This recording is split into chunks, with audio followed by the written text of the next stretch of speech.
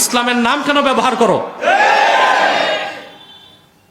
একদিকে মাঠে নামায় দিছো বক্তাদেরকে, বলে যে ভোট দিলে বেহেশত পাওয়া যাবে, আরেকদিকে বলো যে ক্ষমতায় গেলে শরিয়া আইন হবে না।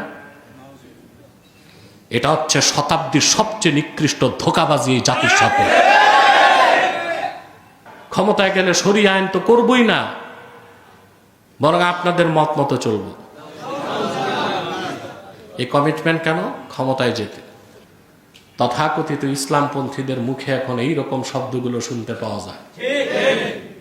কিসের নারীর বোরখা? যার মন চায় পড়বে। হেজাব নিয়ে আমরা কিছু বলবো না। ক্ষমতায় গেলে শরিয়া আইন লাগবে না, প্রচলিত আইনই চলবে। পশ্চিমাদের পাঁচটা কিছু দাল এখন বলছে পৃথিবীর কোথাও শরিয়া আইন কায়েম করা সম্ভব না। ওই যে বলছি চোখ থাকতে অন্ধ, ঠিক না? সৌদি আরবিয়ার সংবিধানের মূল উৎস হচ্ছে আল কোরআন। সেখানে হুদুদ আছে, কেসাস আছে, নামাজ না পড়ার শাস্তি আছে, জেনা করার শাস্তি আছে, চুরি করার শাস্তি আছে, মানুষ হত্যার শাস্তি আছে। এই সব হচ্ছে শরিয়া আইন। আফগানিস্তানে ইমারাতুল ইসলামিয়া 100% শরিয়া আইনে দেশ চলছে। নেতাদেরকে অস্থির দেখা যায়, আজকে এই রাষ্ট্রদূত, কালকে ওই রাষ্ট্রদূত, তারপর ওই রাষ্ট্রদূত। তো 16 বছর দেশের মানুষ যখন জুলুমে ছিল, এই সাদা চামড়ার কুত্তাগুলো ছিল কই? কই ছিল তারা? এই রাষ্ট্রদূতরা কই ছিল? মানবাধিকার সংস্থাগুলো কোথায় ছিল? এখন কেনা বেচা শুরু। আর আমাদের দেশের রাজনৈতিক দলের নেতারাও প্রতিযোগিতায় দৌড়াচ্ছে কার আগে কে বিক্রি হবে। মানে একরকম ভাবসাব, এইরকম কি চান? মা বোন খালা সব দিব, শুধু ক্ষমতায় বসান। 3 নাম্বার কলব হচ্ছে কলবুম মানকুস আরাফা সুম্মা নাকাসা। এটা হচ্ছে কলবুল মুনাফিক, মুনাফিকের অন্তর। কার অন্তর? সে সত্যকে চিনেছে, আবার সত্য থেকে বিচ্যুত হয়েছে। 4 নাম্বার হচ্ছে কলবুন মুসাফফাহ ফাফিহি ঈমানু ওয়া নিফাক। চতুর্থ প্রকার অন্তর হচ্ছে কলবুন মুসাফফাহ। এই অন্তর হচ্ছে সেই অন্তর যেখানে ঈমানের নূর আছে, আবার মুনাফিকির রোগও আছে। এই ধরনের অন্তর যাদের, তারা ভালো কাজেও দৌড়ায়, খারাপ কাজেও দৌড়ায়। বলেন তো আমাদের অধিক সংখ্যক মানুষের অন্তর কোন প্রকার? চতুর্থ প্রকার। চতুর্থ প্রকার। এইরকম অন্তর যাদের, তারা ওয়াজ মাহফিলও দৌড়ায়, আবার বাউল গানেও যায়, তারা দোয়া মাহফিলেও যায়, আবার ডিজে পার্টিতেও যায়। তারা আলেম ওলামা পীর মাশায়েখের সাথেও বসে, আবার ইহুদি খ্রিস্টানদের সাথেও দহরম মহরম থাকে, ঠিক না? এই যে দেখেন এখন রাজনীতিতে সব বিদেশিরা দৌড়াচ্ছে বাংলাদেশে, দৌড়াচ্ছেন। নেতাদেরকে অস্থির দেখা যায়, আজকে এই রাষ্ট্রদূত, কালকে ওই রাষ্ট্রদূত, তারপর ওই রাষ্ট্রদূত। তো 16 বছর দেশের মানুষ যখন জুলুমে ছিল, এই সাদা চামড়ার কুত্তাগুলো ছিল কই? কই ছিল তারা? এই রাষ্ট্রদূতরা কই ছিল? মানবাধিকার সংস্থাগুলো কোথায় ছিল? কত মানুষ গুম হয়েছে, খুন হয়েছে, নির্যাতিত হয়েছে, নিপীড়িত হয়েছে। গুম কমিশন সব পেয়েছে? কথা বল। যে পরিবারগুলোর মানুষ খুন হয়েছে বিচার পেয়েছে?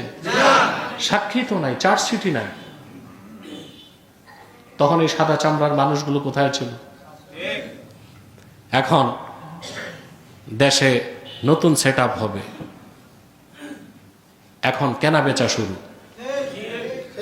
আর আমাদের দেশের রাজনৈতিক দলের নেতারাও প্রতিযোগিতায় দৌড়াচ্ছে কার আগে কে বিক্রি হবে।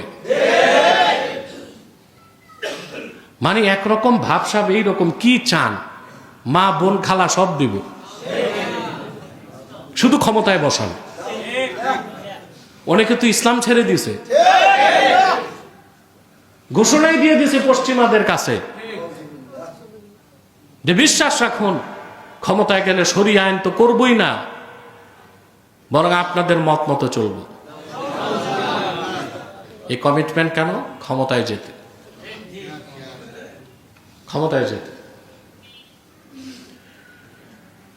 সেকুলারিস্ট, ন্যাশনালিস্ট, কমিউনিস্ট, লেফটিস্ট, তাদের মুখে যে কথাগুলো শুনেছি আমরা বিগত 54 বছর, তথাকথিত ইসলামপন্থীদের মুখে এখন এই রকম শব্দগুলো শুনতে পাওয়া যায়। কিসের নারীর বোরখা? যার মন চায় পড়বে। হেজাব নিয়ে আমরা কিছু বলবো না। ক্ষমতায় গেলে শরিয়া আইন লাগবে না, আমরা প্রচলিত আইনই চলবে। তো ধোঁকাবাজ, ইসলামের নাম কেন ব্যবহার করো? একদিকে মাঠে নামায় দিছো বক্তাদেরকে, বলে যে ভোট দিলে বেহেশত পাওয়া যাবে। আরেকদিকে বলো যে ক্ষমতায় গেলে শরিয়া আইন হবে না। এটা হচ্ছে শতাব্দীর সবচেয়ে নিকৃষ্ট ধোঁকাবাজি এই জাতির সাথে।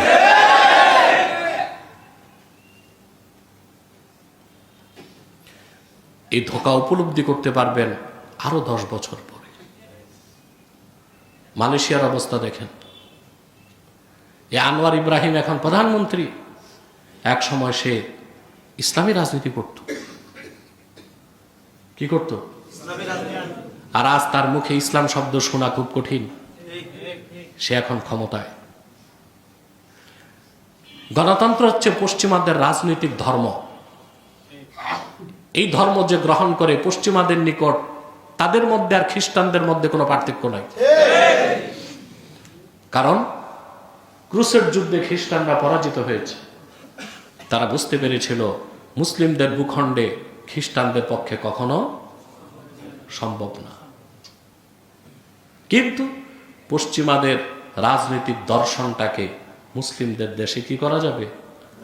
রপ্তানি করা যাবে। সেজন্য যে ভূখণ্ড যত বেশি গণতান্ত্রিক, ডেমোক্রেট, সেই ভূখণ্ডের প্রতি পশ্চিমারা তত বেশি খুশি থাকে। পশ্চিমাদের পা চাটা কিছু দালাল এখন বলছে পৃথিবীর কোথাও শরিয়া আইন কায়েম করা সম্ভব না। ওই যে বলছি, চোখ থাকতে অন্ধ, ঠিক না? সৌদি আরবিয়ার সংবিধানের মূল উৎস হচ্ছে আল কোরআন। সেখানে হুদুদ আছে, কেসাস আছে, নামাজ না পড়ার শাস্তি আছে, জেনা করার শাস্তি আছে, চুরি করার শাস্তি আছে, মানুষ হত্যার শাস্তি আছে। এই সব হচ্ছে শরিয়া আইন। আফগানিস্তানে ইমারাতুল ইসলামিয়া 100% শরিয়া আইনে দেশ চলছে। হ্যাঁ, পশ্চিমাদের লেসপেন্সার হয়ে তাদের মতাদর্শ মতবাদকে লালন করে কোন রাষ্ট্রে ইসলামী আইন কায়েম করা